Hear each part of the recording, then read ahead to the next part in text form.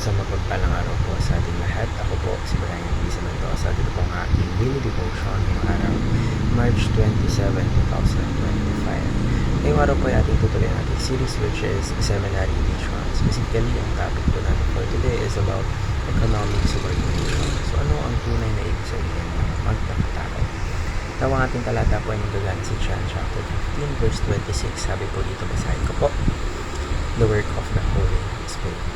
Sabi po dito, when the advocate comes, whom I will send to you from the Father, the Spirit of truth who goes out from the Father, they will testify about me.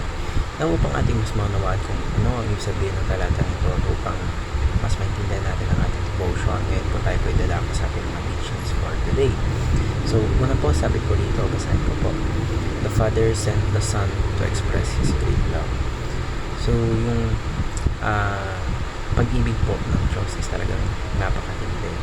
It was demonstrated through action. So, ito po ay sa pamamagitan ng pag-send ng ating Diyos sa ating Panginoon sa Kristo. So, the Father revealed kung gaano kalalim yung pagmamahal niya sa atin and yung desire niya para i-restore yung relasyon na nasira natin sa Kanya. So, ito po ay sa pamamagitan ni Jesus Christ. Ikalawa po, Jesus' submission is the essence of true humanity.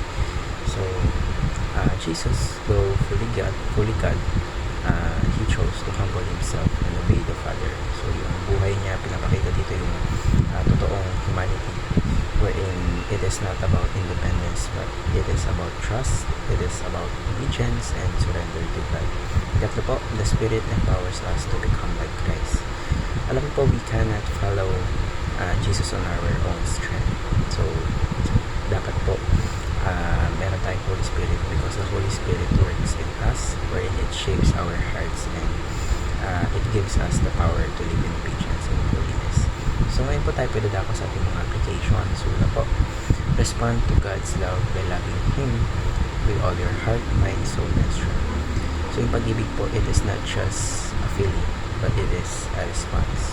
So, ibigay mo yung buo mo sa Diyos, sa pag-worship, sa pag-devotion, and sa obedience, sa pagsunod.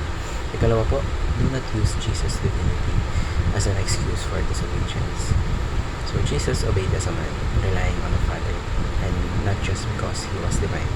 So, tayo po, we are called to obedience, knowing that ang Diyos bigyan tayo ng strength para i-follow siya. Ikatlo po, last but not least, submit to the Holy Spirit in order to please God.